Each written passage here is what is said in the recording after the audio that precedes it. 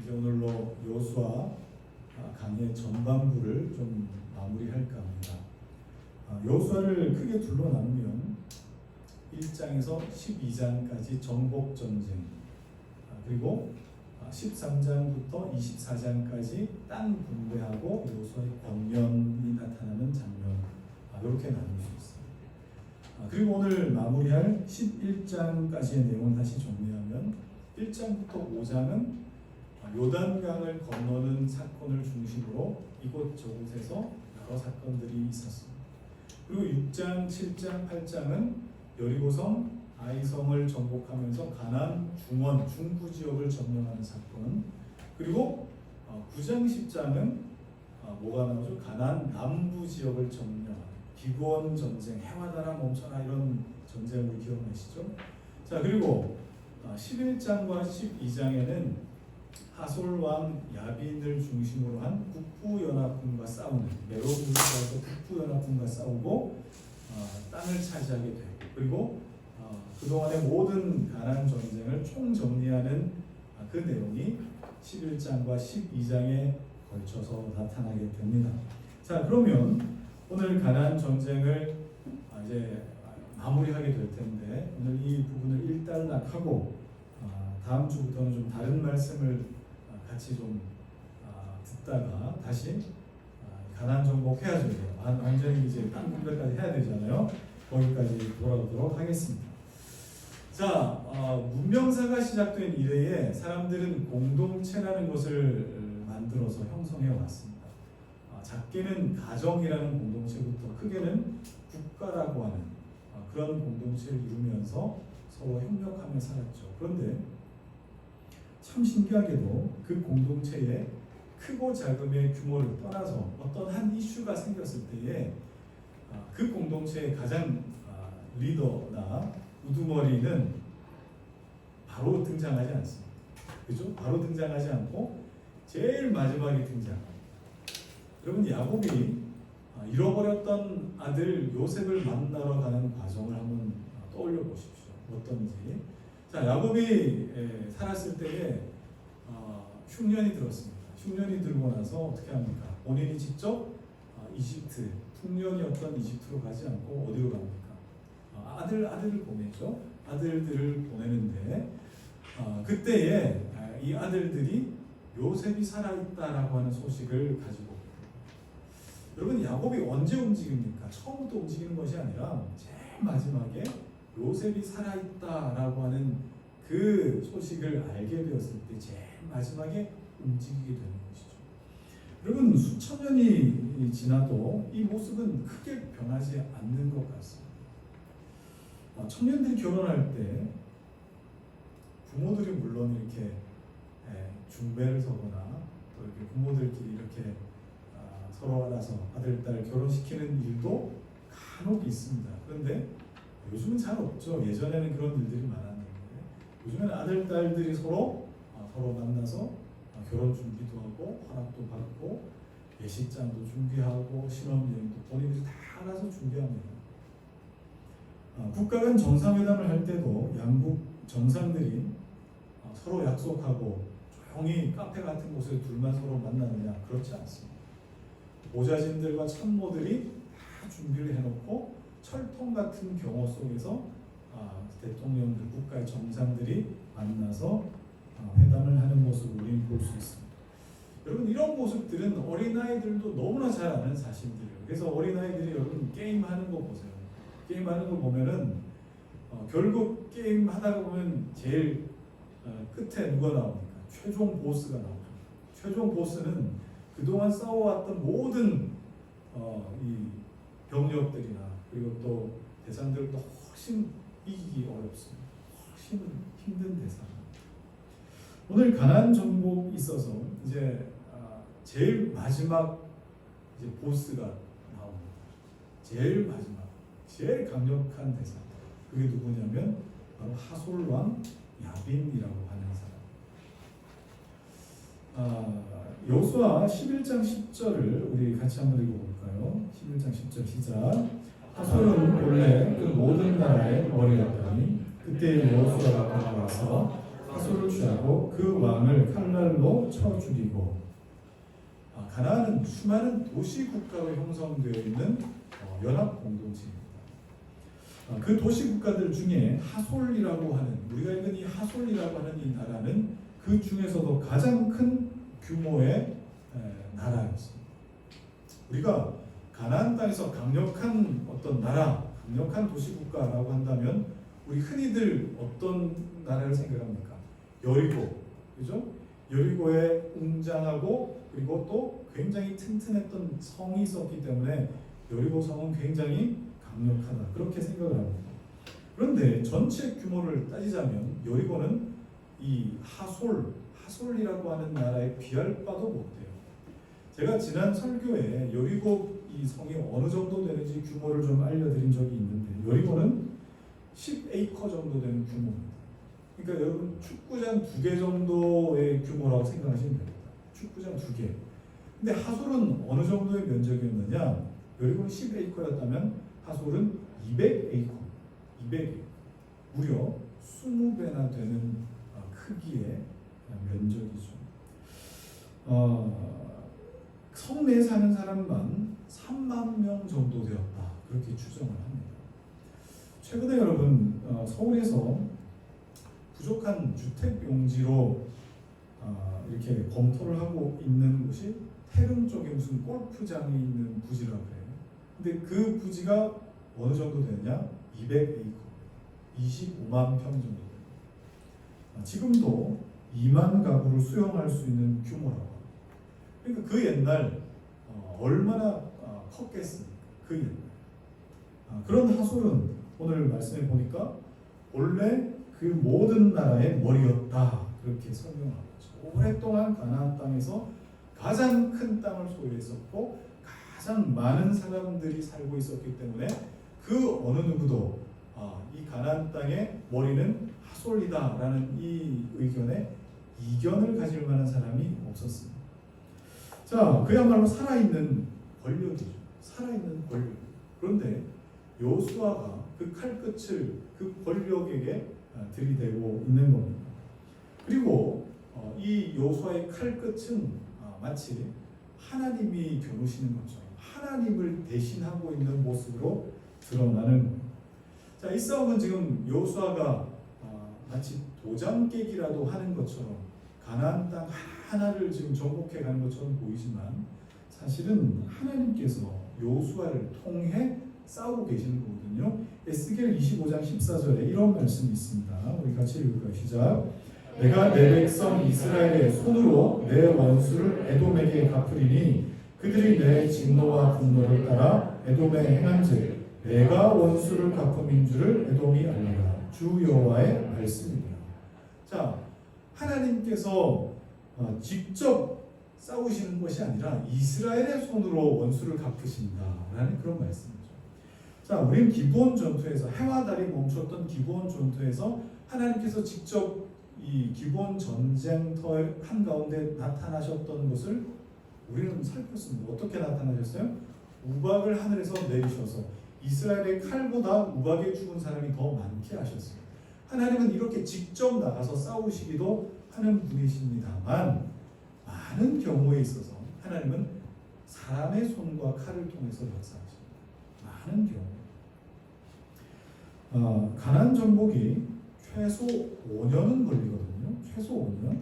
자, 그러면 하나님께서 한 번에 가나안 땅을 정리하실 수도 있는 분임에도 불구하고 사람의 손과 칼을 통해서 5년이라는 이 세월 동안 오랫동안 이렇게 싸우셨다 하는 모습을 보면은 하나님이 이렇게 오랫동안 사람을 통해서도 일을 하시는 겁니다.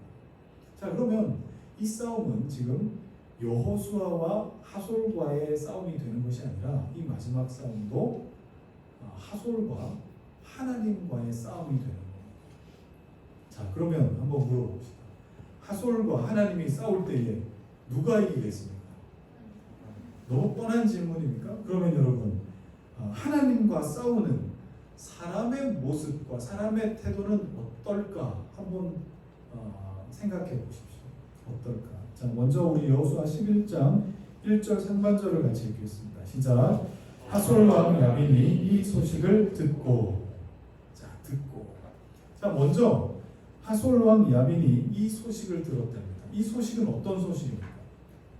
이스라엘 하나님이 홍해를 가르시고 40년 동안 이스라엘 백성들을 광야에서 먹이시고 입히시고 또 지키셨다라고 하는 소식이겠죠. 그리고 그런 이스라엘 백성들을 요단강을 갈라 건너게 하셨다.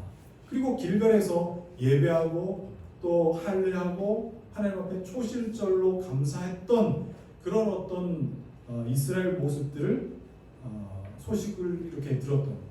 그리고 어때요? 여리고성이 무너졌고 아이성이 무너졌고 남부가 괴멸당하고 그리고 북부 이 지역만큼 남았다라고 하는 것이 이 들려오는 소식이었습니다. 자, 그러면 이 소식을 듣고 하솔의 야빈은 어떤 반응을 보였습니까? 1939년부터 1945년까지 제2차 세계대전이 일어났습니다. 제국주의의 패권을 다퉜던 독일, 이탈리아 그리고 일본을 중심으로 한 어떤 연합군과 미국, 영국 그리고 프랑스, 소련을 중심으로 한 연합군 사이에 벌어졌던 굉장히 대규모의 세계 전쟁이었습니다. 당시 일본은요, 아시아를 집어삼키기 위한 야욕을 드러내면서 태평양까지 넘보기 시작했거든요. 1941년 12월 결국 이 일본 전투기를 보내서 하와이 진주만을 쑥대밭으로 만들어버렸습니다. 그때 무고한 생명이 수많은 무고한 생명이 죽어나갔죠. 그 전쟁이 바로 태평양 전쟁입니다. 이 전쟁이 4년 동안 지속됐습니다. 그러다가 1945년 7월 26일 미국, 영국, 중국 세 나라 정상이 독일에 있는 포츠담이라는 이 동네에 모였습니다. 그리고 거기에서 어떤 선언문을 발표합니다. 그게 바로 포츠담 회담이라고 하는 회의입니다. 제국주의 일본에 대한 최후 통첩과 같은 경고성 선언이었습니다. 세계 인류와 자국민 앞에 지은 모든 죄를 뉘우치고 무조건 항복하라 하는 그런 어떤 선언이었습니다. 자, 그러면 일본이 이 포츠담 회담에서 나온 최종 이 선언, 마지막 최후 통첩을 듣고 어떻게 했을까요? 항복했을까요? 아니죠. 코웃음 쳤습니다. 참, 너희들 까짓게 뭐라고 하면서 코웃음 쳤습니다. 자, 그리고 나서 제국주의 야욕에 몰아서 이 경고를 보란듯이 거절하고 전쟁을 지속하려고 했죠. 1945년 8월 6일이었습니다. 일본 병참 기지가 있는 히로시마 상공에 미국 전투기 한 대가 떴습니다. 리틀 보이라 하는 폭탄이 그 위에 떨어졌는데 그동안 세상에 없던 엄청난 화력의 위력의 폭탄이었습니다. 바로 원자 폭탄이었죠. 엄청난 화력을 경험했음에도 불구하고 일본의 수뇌부들은 항복하지 않았습니다. 3일 뒤인 8월 9일 팬맨이라 이름한 원자폭탄이 공업도시 나가사키에 떨어졌습니다. 그때 일본 열도가 큰 충격에 빠졌습니다. 이러다가 일본이 가라앉겠다. 그동안 쌓아왔던 모든 무기와 화력을 쏟아부어도 이길 수 없겠다라는 생각이 들자마자 바로 항복해버려요. 1945년 8월 15일 일본은 연합군 앞에 무조건 항복하기로 했습니다. 그리고 전 세계 일본군을 철수시키면서 인류 역사상 가장 많은 피해를 낳았던 2차 세계대전이 끝나버립니다. 자, 여러분, 이게 불과 얼마 전에 있었던 세계 역사의 기록입니다. 그럼 여러분, 이 이야기가 오늘 우리에게 어떤 교훈을 주셨습니까? 여러분 어떻게 들으셨습니까? 하솔왕 야빈이 소식을 들었습니다. 그 소식 가볍지 않죠? 중부가 무너졌고 남부가 무너졌다. 가나안 땅의 절반이 무너졌어. 그러면 이 소식을 듣고 하솔의 이 야빈은 어떻게 반응해야 하겠습니까? 그래도 가장 강력한 세력을 갖고 있기 때문에 한번 해볼만 하다라고 생각을 했을까요? 아니면 여호와라는 신을 등에 업고 승승장구하고 있는 이스라엘 백성들에게 투항하려 했을 거예요. 야빈은요, 들리는 소식을 무시했습니다. 그 옛날 일본 제국이 호치런에서 들렸던 최후 통첩을 무시한 것과 같습니다. 여러분, 이 반응이 어떤 결과를 불러오게 될는지 아마 짐작도 못했을 겁니다. 여러분, 참 재밌게도 우리가 앞서 살폈던 내용 중에 이스라엘의 이런 소식을 듣고 전혀 다른 반응을 보였던 사람들이 있었어요. 다른 반응. 자, 여호수아 2장 11절 12절인데요. 같이 읽을까요? 시작. 우리가 듣자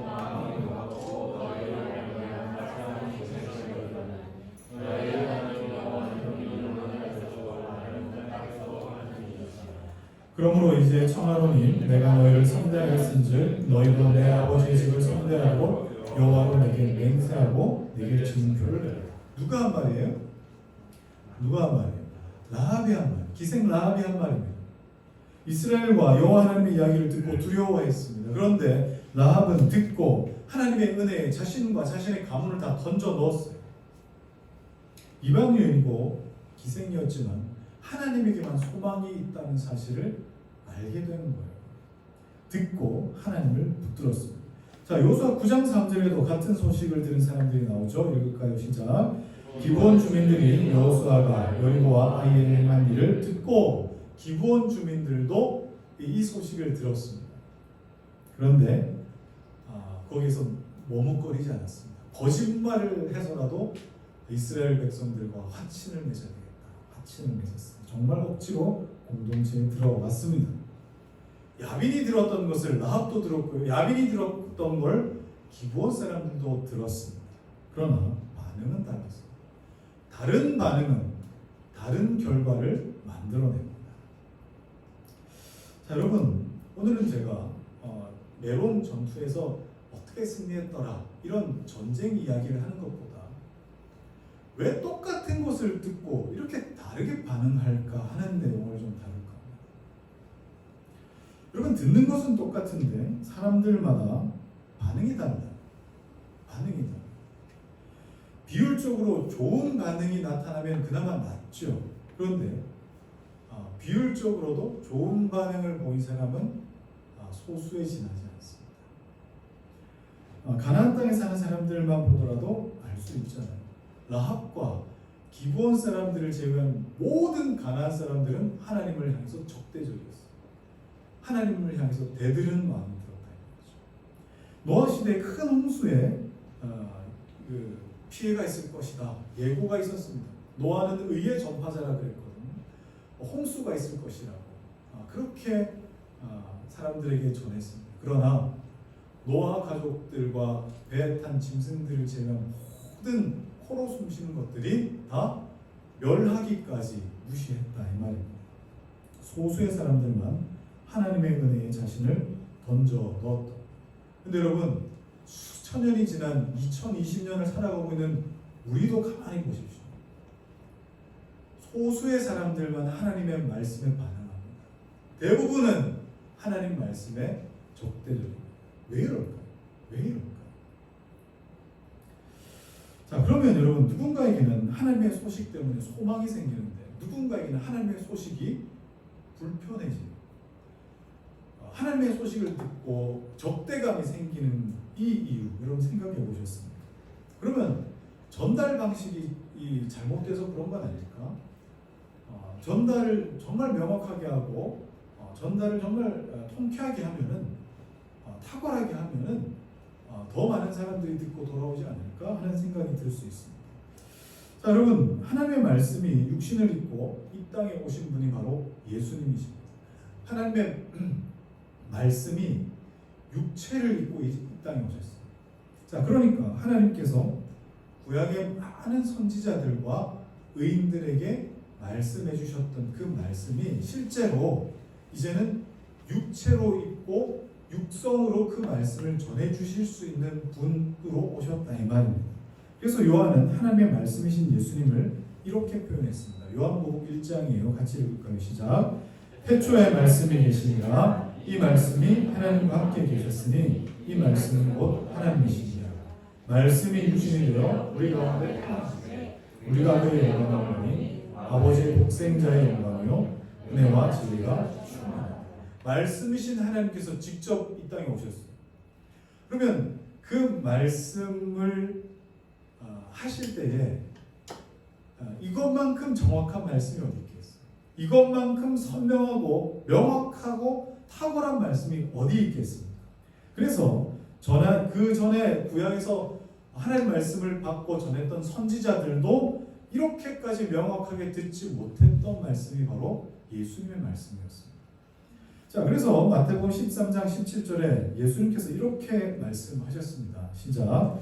내가 진실로 너에게 이르노니 많은 선지자와 의인이 보는 것들을 보고자 하여도 보지 못하였고 너희가 듣는 것들을 듣고자 하여도 듣지 못하였느니라. 구약의 선지자들도 구약의 의인들도 그토록 하나님의 말씀을 선명하게 듣기 원했지만 그때는 이렇게 선명하게 들을 수 없었어요. 말씀이신 분이 직접 몸을 입고 우리에게 말씀해 주시는 것만큼 또렷하고 선명하고 탁월하게 들을 수 없었다는 말입니다. 자, 그러면 예수님의 말씀을 직접 들었던 사람, 예수님의 그 삶을 직접 보았던 사람, 예수님의 기적을 직접 경험했던 사람들은 어떻게 돼야 마땅해요? 전부 하나님 나라를 경험하고 하나님께로 돌아 나와야 마땅하잖아요. 그런데 예수님의 말씀을 직접 듣고 보고 누렸음에도 불구하고 하나님 나라로 돌아오는 사람은 몇 명밖에 안 되었습니다. 소수만 반응했어요. 소수만. 그 말씀을 듣고 경험하는 사람들도 있었지만 그 말씀을 듣고 치를 떠는 사람들도 있었어요. 분노에 빠지는 사람들도 있었다. 그때 예수님께서 그런 그들의 반응을 보시면서 인용하셨던 말씀이 있습니다. 이사야 6장 9절 10절 말씀입니다. 읽읍시다. 시작. 여호와께서 이르시되 가서 이 백성에게 이르기를 너희가 듣기는 들어도 깨닫지 못할 것이요 보기는 보아도 알지 못하리라 하여 이 백성의 마음을 둔하게 하며 그들의 귀가 막히고 그들의 눈이 감기게 하라. 염려하건대 그들이 눈으로 보고 귀로 듣고 마음으로 깨닫고 다시 돌아와 고침을 받을까? 자, 여러분 이게 지금 무슨 말씀입니까? 이스라엘과 하나님께 보냄을 받을 때, 이스라엘 백성으로 보냄을 받을 때에 너희가 듣지도 깨닫지도 못하게 될 것이다. 그렇게 말하라고 하셨습니다. 자, 그래서 이 말씀으로 사람들의 눈이 감기고 사람들의 귀가 막히도록 하라고 하셨습니다. 듣지 못하도록 하라. 여러분, 그러면 하나님의 말씀을 들을 때에 듣지 못하는 것은 누가 하신 일이겠습니까? 하나님이 하신 일이 아닌가 하는 말씀을 오늘 우리는 확인하는 거죠. 너무 충격적이지 않습니까? 우리가 읽은 대로라면 말씀이 안 들리도록 하시는 분이 하나님이셨어요. 말씀이 깨닫지 못하도록 하신 분도 하나님이셨어요. 이사야는 예수님이 이 땅에 오시기 700년 전에 활동했던 사람입니다. 자, 그러면 이사야가 활동했던 때에도 예수님이 사람들과 함께 계셨던 그때에도 하나님의 말씀은 들을 수 있는 모든 사람들에게 보편적으로 작용했던 것이 아니라는 것입니다. 말씀이 들리는 사람은 따로 있어요. 말씀이 들리는 사람은 따로 있어요. 말씀이 깨달아지고 진리의 목마름으로 반응하고 궁금해하는 이 심정으로 하나님 앞에 질문하며 한 걸음씩 나오는 사람은 따로 있어요. 따로 있어요. 그래서 요한은 이 사실을 이렇게 표현했습니다. 요한 1서로 같이요. 시작. 그들은 세상에 속함으로 세상에 속한 말을 하며 세상이 그들의 말을 듣느니라.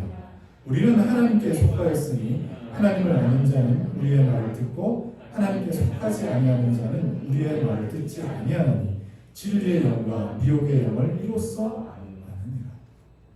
하나님께 속한 자는 말씀이 들리고 하나님께 속하지 않은 자는 말씀이 들리지 않습니다. 그래서 여러분 신앙생활하면서 뭐 하시기를 기도하셔야 돼요? 말씀이 들리길 기도하셔야 돼요. 말씀이 들립니다. 간증은 들리는데 말씀이 안 들리세요? 여러분 건강한 거예요? 아니에요. 간증은 들리는데 말씀이 안 들린다. 여러분 성장할 수 없어요. 간증은 뭐예요? 말씀을 듣기 위한 시동을 거는 것일 뿐이에요. 도구일 뿐인 것이죠. 여러분 선지자들이 간증하던가요? 아니요. 하나님 말씀만 대언했습니다. 예수님이 간증하신 적이 있으셨던가요? 하늘나라에서 내가 이렇게 살았었고 하나님과의 이런 어떤 만남 가운데 있다가 내가 내려왔다. 이런 말씀하신 적이 있던 거예요. 아니요. 예수님은 간증하신 적이 없으세요. 하나님 나라와 하나님 말씀만 증거하셨어요. 물론 바울은 믿지 않는 자들이 예수님을 믿도록 하기 위해서 자신이 예수 믿게 된 어떤 과정을 간증하기도 했습니다. 그런데 결국 십자가와 부활의 복음을 전하기 위한 도구였을 뿐이지 그 간증만 하다가 끝나는 일은 결코 없었다. 여러분 무엇보다 간절히 기도하십시오. 하나님, 내가 주님 앞에서 말씀이 들리게 하여 주옵소서. 말씀이 들리게 하여 주옵소서. 그럼 말씀이 들리셔야 돼요.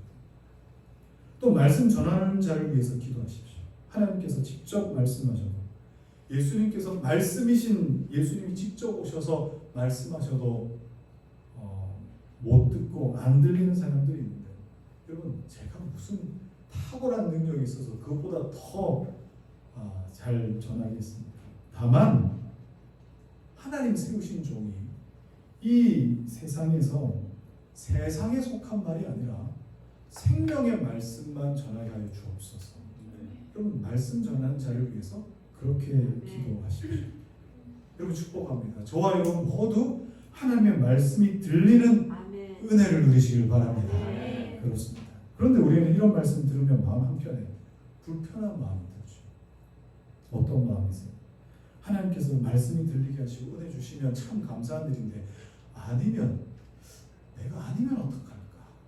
그리고 내 주변에 하나님 말씀을 못 듣고 있는 사람들은 어떡할까 하는 그런 마음이 들기 때문에 불편하지 않으십니까?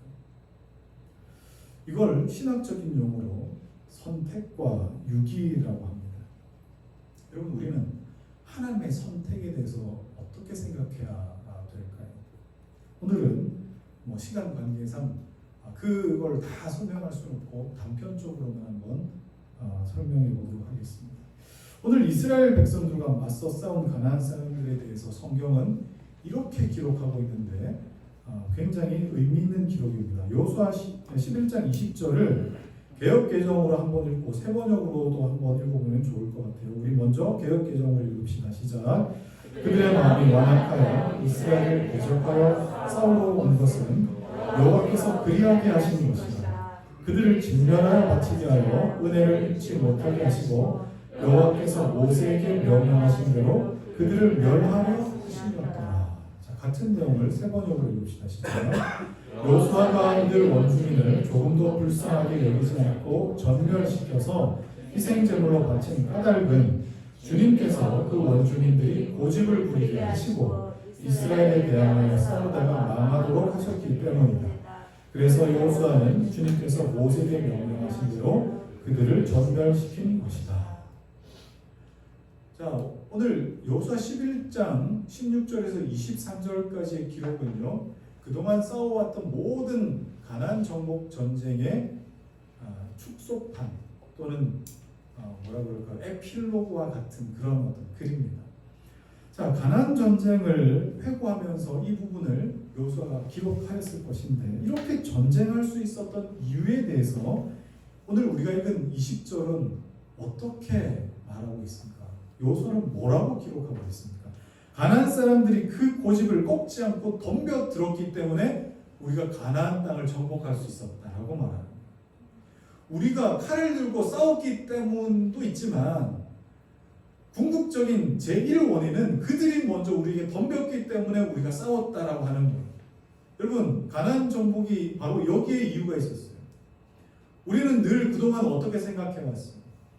이스라엘 백성들이 하나님과 더불어서 가나안 땅을 칼로 정복했다. 우리는 이렇게 생각했죠. 아니요, 그렇지 않습니다. 가나안 백성들이 그 고집을 꺾지 않고 그들에게 덤벼들어서 자멸했던 것이. 그러니까 가나안 전쟁은 공격전에 승리한 전쟁이 아니라 방어전에서 실패한 전쟁. 그러면 그렇게 싸우러 덤빈 이유를 뭐라고 설명합니까? 하나님이 그렇게 하셨다. 하나님이 그렇게 만드셨다. 라고 기록합니다. 여호와께서 그리하게 하신 것이다. 한번 따라합시다. 여호와께서 그리하게 하신 것이다. 자, 그러면 처음부터 이스라엘 백성들은 하나님께서 은혜 주신 백성이라 한다면 가나안 백성들은 다 불에 뛰어드는 불나방처럼 만드셨나? 그러면 하나님은 공평한 하나님이라고 볼 수 없지 않은가 하는 생각이 들지 않으십니까? 가나안 사람들의 삶이 너무 안타깝잖아요. 저들 중에도 하나님을 알고 싶어하는 사람들이 있을지도 모르고 또 하나님을 향해 마음을 돌이키고 싶은 사람들이 있을지도 모르는데 일괄적으로 전부 하나님 말씀을 듣지도 못하게 하시고 그 마음을 다 완악하게 하셔서 고집 부리게 하셔서 다 멸망하게 하시면 이건 너무하신 거 아닌가 하는 생각이 들 수도 있습니다. 그러나 이런 생각은 하나님의 주권적인 선택과 은혜 주심을 잘못 이해하는 거죠. 하나님께서 사람의 마음을 완악하게 만드셨다, 고집 부리게 만드셨다라고 하는 이 표현은 하나님이 사람의 마음 어느 부분을 조장해서 악하게 만드시고 범죄하도록 설득하셨다는 뜻이 아닙니다. 악한 짓을 하도록 만드셨다는 뜻이 결코 아닙니다. 원래 사람의 마음은요, 태어나면서부터 악해요. 태어나면서부터 고집스럽고 태어나면서부터 완악합니다. 그러나 하나님께서 하나님의 뜻대로 선택하신 사람들에게는 그 고집스러움이 되지 않도록 하나님이 붙드시고 그 완악함이 그 삶의 영향이 되지 않도록 그 손길로 붙드신다 이 말이에요. 붙드시는, 이게 바로 하나님의 은혜예요. 그런데 이 손길을 놔버리면 어떻게 되겠어요? 내 속에 스프링처럼 눌려있던 완악함과 고집스러움과 음란함들이 막 표출되어 나타나는 것이겠죠. 그래서 로마서 1장에는 이렇게 기록되어 있습니다. 같이 읽을까요? 시작. 그러므로 하나님께서 그들을 마음의 정욕대로 더러움에 내버려 두사 그들의 몸을 서로 욕되게 하셨습니다. 그들의 마음을 정욕대로 그냥 내버려 두사 손을 놓아버리사. 그랬더니 어떻게 됩니까?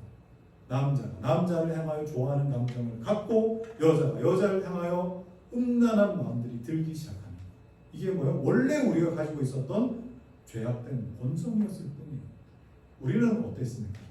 하나님의 은혜로 그것이 가려져 있던 사람이었을 뿐입니다. 하나님이 붙들지 않으시고 내버려 두시면 사람의 본성이 얼마나 음란해지고 얼마나 악해질 수 있는지 말씀하십니다. 그러니까 하나님께서 은혜 주시는 그의 인생을 그에게 맡기지 않으시고 하나님이 간섭하시기로 결정하셨다. 하나님이 붙드시기로 결정하셨다라고 하는 뜻이 됩니다. 반대로 완악하게 하셨다라는 뜻은 무엇이겠습니까? 그의 인생을 그냥 그에게 맡기시고 완악한 마음을 간섭하거나 붙들지 않으셨다는 말씀입니다. 자, 그러면 하나님께서 완악하게 하셨다, 강팍하게 하셨다라는 말을 들으면 떠오르는 인물이 하나 있지 않으십니까? 저는 이집트의 바로 왕이 떠올랐습니다. 출애굽기 9장 12절을 같이 읽을까요? 시작. 그러나 여호와께서 바로의 마음을 완악하게 하셨으며 그들의 말을 듣지 아니하였으니 여호와께서 모세에게 말씀하신 바 같더라. 출애굽기에 등장하는 모세와 바로의 이야기는 오늘 본문에 가나안의 원주민들이 고집을 부렸다라고 표현했던 이 고집부림, 이렇게 번역한 하자크라는 말이 20번이 등장합니다. 20번 모두 바로의 마음이 완악해졌을 때 사용되는 그런 말이었습니다. 그런데 이걸 둘로 정확하게 반으로 쪼개서 앞부분에 나오는 10번은 바로가 스스로 내가 완악함을 결정할 때 썼던 말입니다. 그리고 나머지 10번은 하나님께서 바로의 마음을 완악하게 하셨다. 곧 더 이상 그의 삶에 개입하지 않으시고 그의 삶을 그에게 그냥 맡겨버리셨다라고 할 때에 썼던 표현입니다. 자, 그러면 이것은 무엇을 의미하겠습니까? 바로는 처음 10번 동안, 그러니까 절반이나 되는 기회 동안 완악함이 아니라 하나님을 붙들 수 있는 기회가 있었다는 것을 말합니다. 바로가 하나님을 붙들 수 있는 기회가 절반이나 있었고 하나님의 말씀이 들릴 수 있는 시간이 절반이나 되었다는 뜻입니다. 그럼에도 불구하고 그 기회를 자신의 잘못을 깨닫는 것으로 삼지 못하고 완악함을 선택한 바로다 하는 것을 볼 수 있습니다. 자, 그렇다면 오늘 우리가 지금까지 살펴본 가나안 민족들 한번 생각해 보십시오. 하나님께서 가나안 땅을 진멸하라고 하셨습니다. 그런데 처음부터 그러셨을까요? 여러분, 진멸이라고 하는 이 단어가 여호수아 처음 1장부터 등장하는 것이 아니라 6장에 처음 등장합니다. 자, 그러니까 그 진멸이라는 단어가 나오기 이전에 여호수아 2장에는 벌써 하나님 나라로 편입되어 들어온 라합, 기생 라합이 있잖아요. 그리고 진멸이라는 단어가 나온 다음 진멸 전쟁이 한창인 여호수아 9장에 기브온 사람들도 주님 나라로 편입되어 들어오는 것을 볼 수 있지 않습니까? 그러면 가나안 백성들 어때요? 분명 하나님 나라로 들어오고 하나님께로 마음을 드릴 수 있는 충분한 시간이 있었음을 우리는 짐작할 수 있습니다. 그래서 그때에 하나님을 향해서 대들어 보겠다, 싸워 보겠다라는 마음이 아니라 하나님께 두 손 두 발 들고 항복해야 되겠다라고 마음을 먹었으면 또 다른 역사가 되었을지도 모르겠습니다. 저는 아들을 셋 키우다 보니 이런저런 일로 아이들을 훈계하거나 책망해야 될 때가 있습니다. 그리고 정말 매를 들어야 될 때도 있습니다. 자, 그러면 매를 들면 어떻게 해야 됩니까, 여러분? 빨리 자기 잘못을 뉘우치고 아빠 잘못했어요 하고 자기의 잘못을 빨리 용서를 구하면 되잖아요. 그런데 안 해요. 잘 안 해요. 그래서 제가 지난번에 저희 집 아들들에게 집에서 키우는 개를 좀 보고 배우라고 이야기하기도 했다 하는 것을 말씀드렸잖아요. 그런데 다 누굴 닮았겠습니까? 이게? 누굴? 제가 어릴 때 그랬어요. 제가 어릴 때. 한두 대 맞고 끝날 일, 아주 끝장을 보는 거예요. 끝장을. 지금 생각해보면 왜 그렇게 밀어냈을까? 정의롭게 뭐 지켜야 될 비밀도 없는데 왜 끝까지 말을 안 했을까? 그런데 참 그 입을 못 열겠더군요. 입을 못 열겠더군요. 여러분, 이게 죄인의 본래 모습입니다. 죄인은 자기 잘못을 들킨 수치심보다 그것을 인정하려고 하는 것이 더 힘든 법이에요. 여러분, 아담을 한번 생각해 보십시오.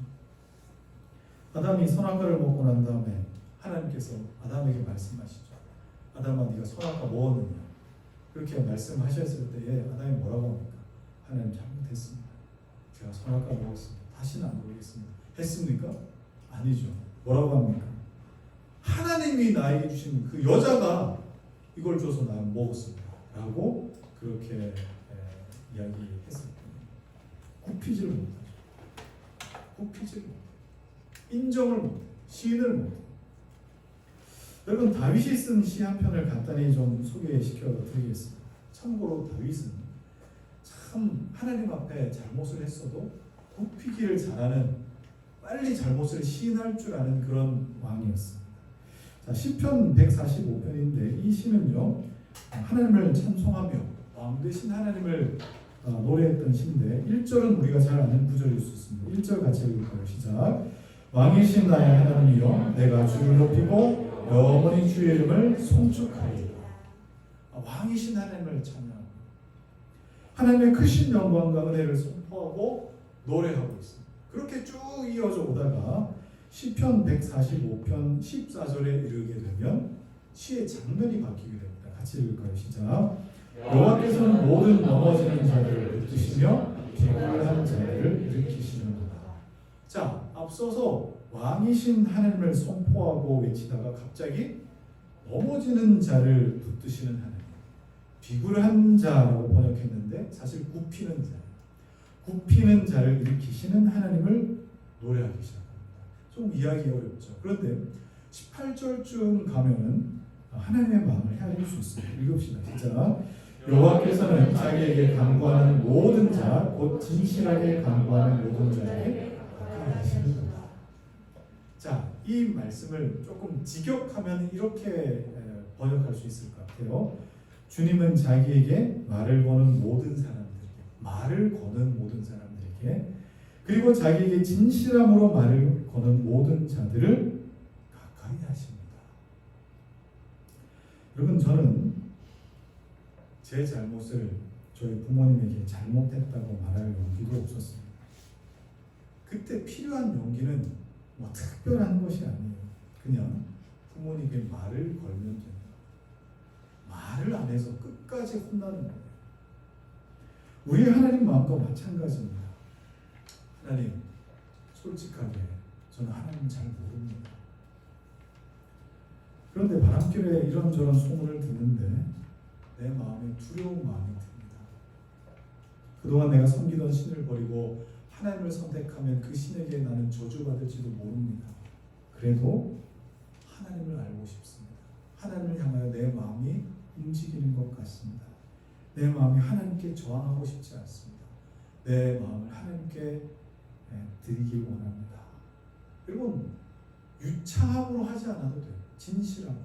하나님 나 잘 모릅니다. 그런데 하나님 알고 싶습니다. 이렇게 하나님 앞으로 넘어지고 굽히는 자를 하나님이 붙드시고 일으키신다. 제 아무리 가나안 족속이라 해도, 제 아무리 지옥의 이름이 기록될 만한 자 할지라도 하나님은 그런 자를 붙드시고 일으켜 세우신다. 그냥 하나님께 진실하게 말하면 되는 거예요. 기생 라합이 그랬고 기브온 사람들도 그랬어요. 이건 비굴함이 아니라 하나님의 은혜인 것입니다. 이제 말씀을 좀 마무리하도록 하겠습니다. 오늘로 이제 전국 전쟁을 마무리합니다. 소배에 말씀드렸듯이 가나안 전복 전쟁은 길갈과 여리고와 아이성을 중심으로 했던 그 중부 지역에서 남부로 그리고 북부로 그렇게 이어져 갔습니다. 그런데 가만히 들여다보면 여리고성과 아이성 전투에 할애된 가나안 중부죠. 가나안 중원을 점령하는 데는 석장의 지면을 할애합니다. 그런데 남부를 점령할 때는 한 장밖에 걸리지 않습니다. 그리고 북부를 정복할 때도 한 장. 절수로 표현하자면 가나안 북부를 정복할 때는 15절로 끝납니다. 아니 뭐 이렇게 금방 끝나버리나 할 정도로 그렇게 끝나버립니다. 싸움은 갈수록 어려워져서 결국 끝판왕이라고 불리는 하솔왕까지 등장하는데 성경은 갈수록 분량을 줄이고 있습니다. 여러분 뭐 때문에 그럴까요? 오늘 여러 다른 이유도 있겠지만 오늘 말씀 가운데 기록된 것, 여호와께서 그리하게 하신 것이라. 이 전쟁은 하나님께서 주관하고 계시기 때문에 그렇습니다. 하나님께서 사람의 인생을 그에게 맡기지 않으시고 하나님이 간섭해 가시고 하나님이 붙드시는 인생은 승리할 것이고 하나님이 그에게 그 인생을 그냥 맡겨버리시고 간섭하지 않으시면 반드시 패배하며 단 15절로도 끝날 수 있는 인생이라는 것을 보여주고 계시는 겁니다. 그래서 하나님의 붙드심으로 요단강은 어떻게 건넜고 하나님의 붙드심으로 할례는 또 예배는 또 감사는 어떻게 했다라고 하는 기록이 전쟁한 기록만큼 많습니다. 하나님의 붙드심 앞에 머무는 거예요. 저는 제 인생을 저에게 맡기지 않으셔서 얼마나 다행인지 모르고 얼마나 감사한지 모르고 내 인생을 나에게 맡기지 않으신 하나님을 여러분 의지하십시오. 하나님을 찬양하십시오. 아멘. 나의 완악함을 설득하셔서 조금씩이라도 말씀이 들리게 하시고 아멘. 또 유창함이 아닌 진실함으로 아멘. 하나님께 말을 걸기 시작할 때에 하나님이 내 인생을 붙드신다. 하나님이 함께 하신다. 라는 사실을 여러분 기억하셨으면 좋겠습니다. 그래서 시편 23편에 다윗이 고백한 것처럼 여호와 하나님이 나의 목자가 되셔서 부족함이 없는 그런 인생을 여러분 다 누리시길 주의 이름으로 축원합니다.